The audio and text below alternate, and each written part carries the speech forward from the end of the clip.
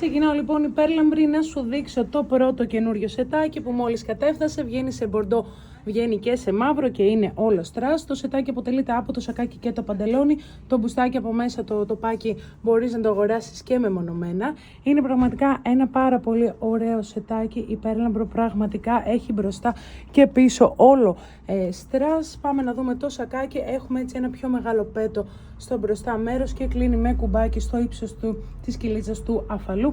Μακρύ μανικάκι και έρχεται πιο στενό πάνω στη μέση και ανοίγει λίγο τόσο όσο διακριτικά στο κάτω μέρος. Δεν έχουμε ανοιγματάκια στο συγκεκριμένο, αλλά η εφαρμογή του είναι απίστευτη. Και από κάτω έχουμε ψηλόμεσο, αρκετά ψηλόμεσο παντελόνι καμπάνα με λαστιχάκι πάνω στην κυλίτσα. Η καμπάνα ανοίγει από το γόνατο και κάτω και πραγματικά κολακεύει πάρα πολύ.